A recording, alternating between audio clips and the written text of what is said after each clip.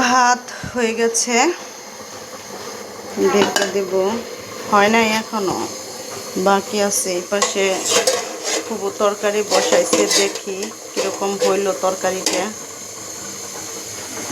যেও অনেক সুন্দর কালার হয়েছে। বাটার মাছ দিয়ে আলু বেগুন ও আলু ডাটা তরকারিটা একটু চেখে দেখি।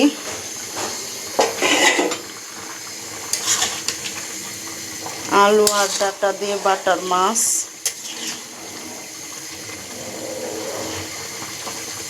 কেউ ভাজা খায় তাদের জন্য ভাজা, কেউ কষায় খায় তাদের জন্য কষানো। এক একজনে এক এক রকম ভাবে খায়, তাই দুই রকমের মাছ।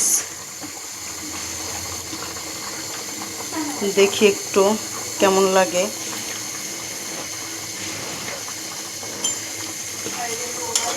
লবণ একটু কম হয়েছে। দেখেন কালারটা অনেক সুন্দর হয়েছে।